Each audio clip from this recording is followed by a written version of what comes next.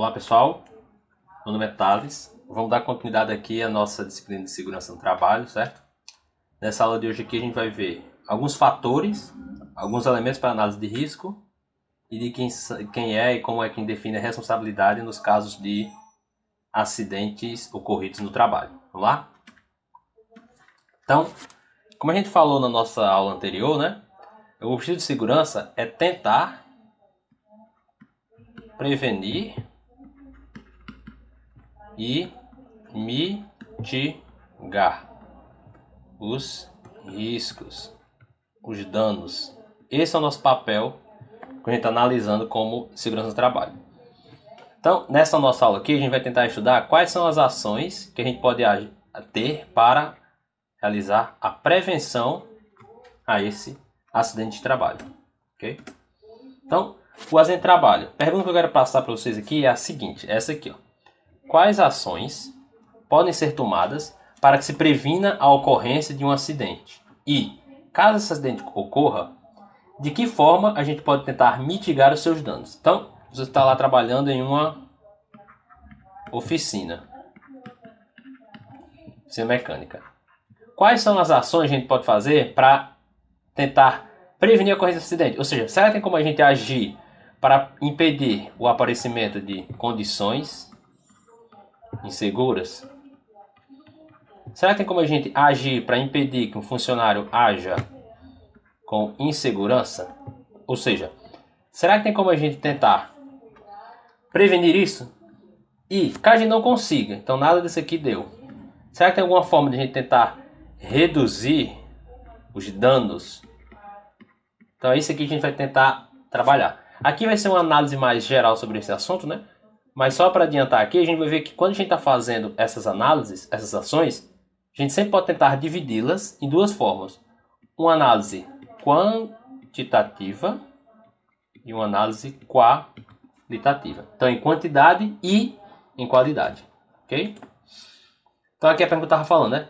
Podemos fazer algo para prevenir a ocorrência desses acidentes? Vamos pensar o seguinte. Quais são as ações de prevenção que a gente pode tomar quando a gente está pensando em proteger um trabalhador de um acidente? Vocês vão pensar aí de casa. Sei lá, será que eu posso investir mais em cursos de qualificação? Posso. Será que eu posso fazer uma sinalização melhor dos possíveis riscos existentes naquele ambiente? Posso. Será que eu posso distribuir EPI e EPCs de qualidade para meus funcionários? Posso. Será que eu posso aumentar a fiscalização para impedir que os meus funcionários ajam de forma imprudente ou negligente? Então, tudo isso aí são ações que eu posso tomar quando, professor? No dia a dia. Quem pode tomar essa ação? Só quem está na segurança? Não. Essa ação ela pode ser tomada por todos os funcionários. A segurança é uma obrigação de todos. Quem vai ver que um acidente ele afeta a empresa, afeta todo mundo em três aspectos. Os aspectos humanos, financeiros e sociais. Okay? Então vamos lá. Quais são as ações que a gente vai tomar para prevenir isso? Prevenir acidentes e doenças de trabalho. Evitar prejuízos, como falei aqui, ó, financeiros, humanos e sociais decorrentes dos acidentes. Professor, que prejuízos são esses? Se a gente pensar só de forma financeira, a gente vai entender o seguinte, que quando há um acidente, a empresa vai ter uns custos associados àquilo ali. Quais custos? São os custos para tratar o funcionário, são os custos para substituir aquele funcionário, são os custos referentes à máquina, são provenientes custos de indenização e por aí vai. Quais são os aspectos sociais disso aí? Socialmente, a gente pode pensar que um acidente existente numa empresa, ele afeta de forma negativa a imagem daquela empresa perante a sociedade. Todo mundo paga quando há esse acidente. É algo que afeta não só a empresa, não só o funcionário, como toda aquela sociedade. E os aspectos humanos é porque vidas ali estão sendo perdidas, né? A gente falar aqui em custo, quanto é que vai valer uma perna quebrada? Quanto é que vale uma vida? Então tudo isso aí não tem como a gente mensurar. São todos os aspectos humanos que vão ser provenientes desse prejuízo ocorrido devido ao acidente. Outra ação de prevenção, cumprir todas, pessoal, as obrigações legais da empresa, evitando as ações punitivas e indenizatórias. É tentando a empresa não tentar fazer arrumadinho, nem tentar fazer ajeitado. É tentar agir de forma a cumprir a empresa na forma de empregador e o funcionário na forma de empregado com todas as suas obrigações. E onde é que estão as obrigações? Lá na consolidação das leis trabalhistas. Permitir maior confiabilidade operacional e um aumento da produção. O que isso quer dizer? Que você está permitindo ao operário, ao funcionário, que ele confie mais naquele ciclo produtivo. Que ele seja capaz de aumentar a produção, de modo que os riscos não aumentem de forma muito alta.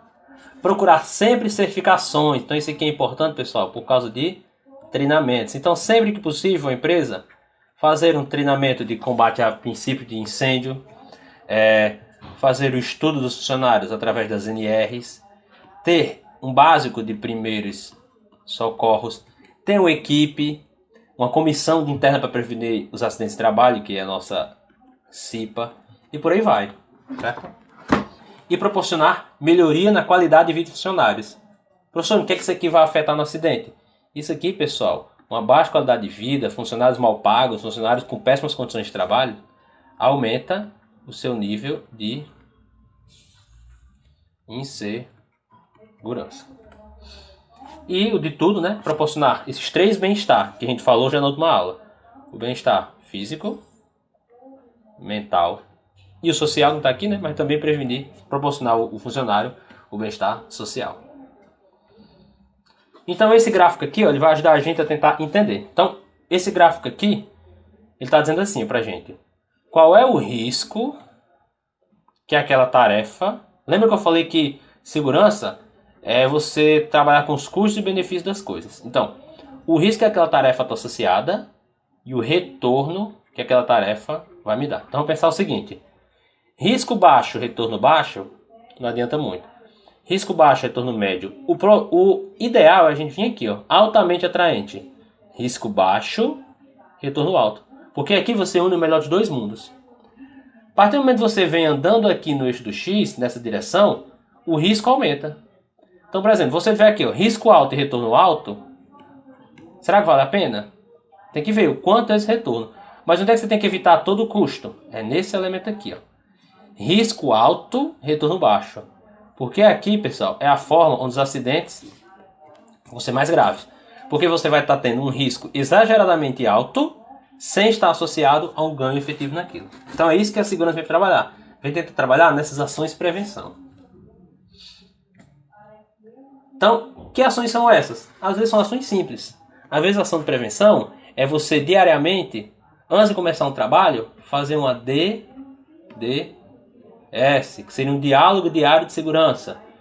Ou então fazer uma DSS, diálogo semanal de segurança. Fazer com que os funcionários sintam-se parte daquele ambiente.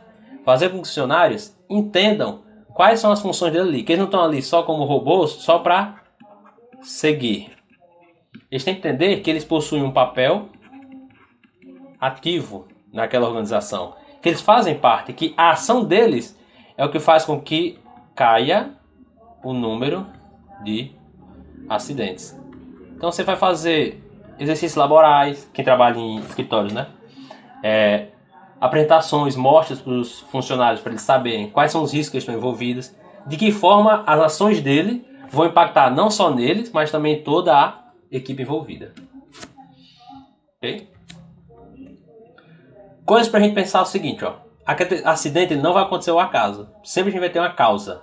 Na verdade, o acidente ele é um conjunto de causas. Nunca é só uma coisa. É sempre um efeito dominó. Uma causa derrubando a outra. O acidente não é fruto da fatalidade. Os acidentes, na maioria das vezes, são previsíveis. A gente consegue prever, através de uma análise do risco, se um acidente vai ou não ocorrer. E o principal de tudo, né? O trabalhador, ele não é infalível ao erro. Você pode ter 30 anos de experiência na área, mas você não é infalível ao erro.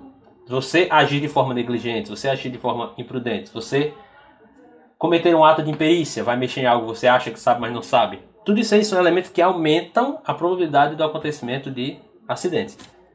E sempre, pessoal, ele falou que nova NR o quê? Sempre tentar seguir as normas regulamentadoras, que a gente vai ver mais lá na frente. Então, olhando aqui, ó, por exemplo, esse funcionário aqui, ele está agindo de forma imprudente, de forma a cometer atos de imperícia ou de forma a cometer atos de negligência. Esse acidente aqui não é previsível? Esse aqui, não pode acontecer alguma coisa de derrubar esse encosto, essa sustentação e essa pedra ferir esse funcionário? Nesse caso aqui, o acidente ele não está iminente, o risco ainda é muito grande para um benefício que talvez nem seja tão bom, só consertar isso aqui. Então são algo que a gente tem que prestar atenção quando estiver realizando o serviço. Para todos os elementos, para todos os funcionários envolvidos. Próxima coisa. Quais são as fases de análise da segurança do trabalho? Então vamos pensar o seguinte. Quando a gente está fazendo a análise da segurança, a gente vai dividir isso em algumas fases. Que fases são essas? Vamos dar uma olhada. Primeira fase. Importantíssimo. Conhecer o ambiente onde você está trabalhando. O que adianta fazer isso? Quando você conhece onde você está trabalhando, pessoal, você consegue de forma mais simples identificar. O que é identificar? Mapear ou diagnosticar quais são as fontes de risco no ambiente de trabalho. Lembra que a gente na última aula falou sobre perigo e risco? Então você vai trabalhar, veja aqui. Aqui nesse ambiente eu tenho um risco biológico. Aqui eu tenho um risco ergonômico. Aqui eu tenho um risco físico. E por aí vai. Qual a vantagem de saber as fontes de risco? Você consegue, sabendo qual é o seu inimigo, nesse caso, sabendo quais são os problemas, trabalhar em uma ação mais imediata. Depois você detecta as fontes de risco, você vai avaliá-los para saber o possível potencial de danos que eles vão causar. Por exemplo, eu tenho lá 5 fontes de risco. Cada fonte de risco desse vai ter um grau de periculosidade diferente. Onde é que eu vou agir? Eu vou agir primeiro naquele que possui o risco maior.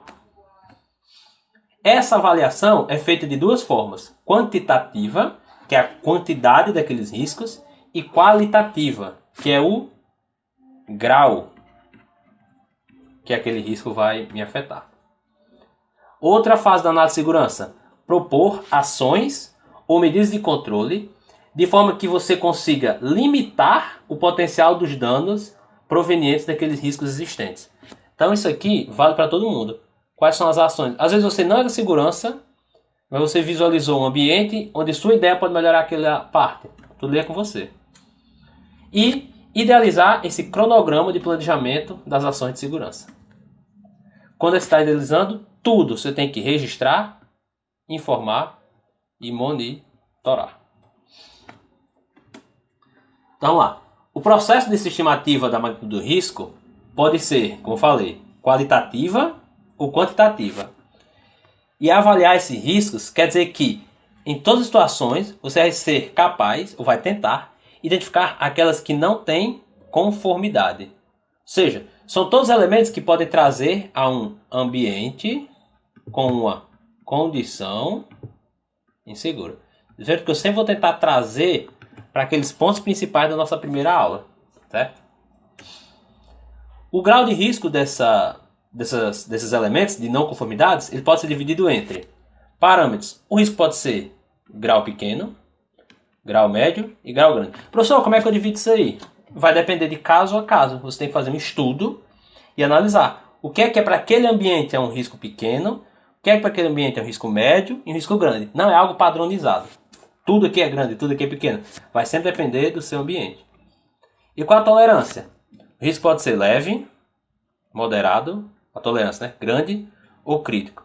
Se o risco é grande e crítico, é algo que você tem que agir imediatamente. Através dessa análise. De que forma a gente pode controlar o risco? Os riscos, pessoal, porque uma coisa é a gente fazer o seguinte. Avaliar, identificar.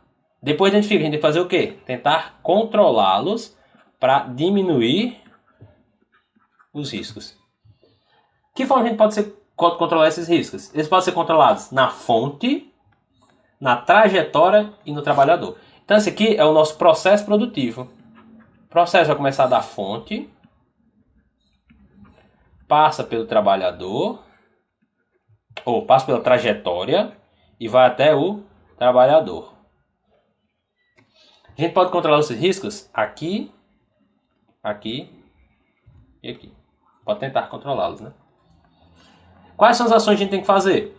A gente tem que fazer sempre ações para eliminar, reduzir, neutralizar e controlar. Sempre seguindo da fonte ao trabalhador, da fonte do risco.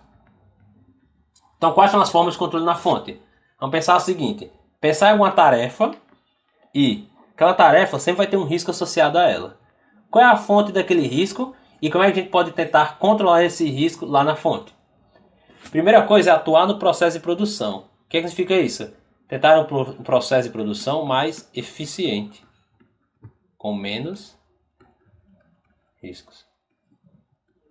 Aí você pode fazer substituição dos materiais ou equipamentos, criar mecanismos de proteção para as partes girantes das máquinas, modificar o modo operatório ou a forma de execução da tarefa. Então, só voltando aqui, ó. O que significa isso aqui? Às vezes você pode substituir o equipamento por alguma coisa mais moderna. Ah, mas é mais caro. Geralmente vai ser mais caro, mas só que o ganho aqui vai ser maior porque o que você está gastando a mais aqui, você pode estar economizando em indenização, em perda de produção porque houve uma quebra na máquina, certo? Mecanismo de produção para as partes girantes. Não é para a pessoa ficar tendo acesso aos elementos girantes, porque são elementos de maior potencial de risco. E modificar o modo operatório. Às vezes uma simples mudança no layout de produção faz com que aquela tarefa se torne mais fácil, mais simples, com menos risco, com menor interação entre o homem e a máquina. Forma de controle, pessoal, na trajetória. Na trajetória, a gente não atua na máquina, a gente atua no meio ambiente. Então aqui a gente vai tentar trabalhar, naquela parte que a gente falou, que são as condições inseguras. Então seria o quê? Melhorar as condições de ventilação. Por quê? Porque caso haja um gás, caso haja um pó que vá ser prejudicial à saúde, essas condições de ventilação fazem com que esse pó vá mais rápido para o ambiente, saia daquele canto fechado, melhore a circulação e purifique mais o ar que vai ser respirado pelos seus funcionários. Promover exaustão, evitando que tenha uma temperatura muito elevada naquele ambiente. Isso aqui, ó. Sempre isso aqui fazendo com que os gases saiam e não permaneçam. Forma de controle do trabalhador. Então o que você vai fazer aqui agora? Agora você vai atuar para evitar o risco na pessoa, no trabalhador. Para evitar cometimentos, por exemplo, de atos inseguros. Então essa forma aqui, ela atua diretamente sobre o trabalhador. De que forma? Você vai monitorar o ruído para evitar que aquele trabalhador esteja exposto a um nível sonoro mais elevado do que ele possa suportar. Programas de treinamento. Por quê? Porque aqui, pessoal, você consegue fazer com que o trabalhador se torne parte ativa do seu processo. EPIs e exames clínicos. O que é EPI? Equipamento de proteção individual. Aí vai ser protetor auricular, máscara, luva, capacete, cintos, às vezes, se você estiver trabalhando em altura. Exames clínicos, basicamente são 3. Os admissionais, os periódicos e os demissionais. Para que isso aqui, professor? Para poder fazer um acompanhamento ao longo do tempo da condição clínica do seu funcionário, para saber se ele está desenvolvendo algum tipo de doença. Então tá aqui, ó. E aqui tem um exemplo de EPIs, ó. Capacete, óculos de proteção, máscara, protetores auriculares, cinto de segurança para altura, luvas, botas, roupas específicas. Qual que ele vai ter que usar? Depende do trabalho, depende do ambiente e dos riscos que ele vai estar exposto. E como é que são os seus riscos? Lá naquela avaliação, naquela primeira etapa que a gente falou, naquela primeira fase. Ok? Então isso aí é o acidente. São as fases de análise do acidente. A questão é, e se aconteceu o acidente? Como é que a gente age? De quem é a responsabilidade? Que forma a gente pode tentar procurar os responsáveis? Quem é o responsável? Vamos ver. Responsabilidade do empregador. Quais são as responsabilidades do empregador? O empregador, ele deve garantir a interrupção imediata das atividades caso haja uma situação de risco iminente, principalmente se ela puder ameaçar a vida dos funcionários. Então não é assim, para um pouquinho, volta ali, é para todas as atividades, até que a situação se torne mais segura.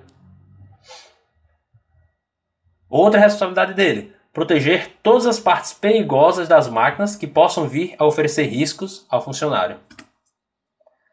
Todos os funcionários devem receber, olha isso aqui, pessoal, gratuitamente EPIs que sejam adequados àquela atividade. Qual é a EPI, professor? Vai depender da atividade. Mas o que você tem que entender é o seguinte, o funcionário não pode pagar. Tudo isso aqui tem que ser gratuito. E a responsabilidade dele, zelar e usar esses EPIs. E proporcionar exames médicos admissionais, periódicos, demissionais e outros conforme estabelecidos no Programa de Controle Médico de Saúde Ocupacional, PCMSO. Okay? Então isso tudo é responsabilidade do empregador. O empregado não paga por nada disso. Ele não vai pagar para fazer um exame. Isso é responsabilidade da empresa. Mas será que é só ela que tem responsabilidade? Como é que o funcionário ou o empregado vai trabalhar nisso? O que é que ele tem que sempre atentar? O que é de responsabilidade dele? Ele deve observar as instruções de prevenção e normas de segurança. Por isso que eu estava dizendo. Você tem que fazer com que o trabalhador seja uma parte ativa. Ele também é responsável pela sua vida e pela vida dos outros. Ele tem que agir de forma segura. Ele tem que fazer o possível para que o trabalho dele possa ser realizado de modo a todas as condições de segurança serem satisfeitas. O que é que o trabalhador também tem que fazer, pessoal? Colaborar com a empresa com relação às normas de segurança. Não vai adiantar nada se a empresa fizer todo o trabalho para tentar seguir as normas e o funcionário simplesmente não quiser segui-las. Certo? Ele tem que tentar colaborar com a empresa. Colaborando de que jeito, pessoal? Uma das formas é avisando a sua chefia imediata sempre que alguma situação que possa colocar a sua vida ou a vida de seus colegas em risco aparecer. Então tudo isso aí são ações que o funcionário pode colaborar com a segurança dele e de seus colegas na empresa. Outra coisa, não se expor a situações de risco desnecessárias.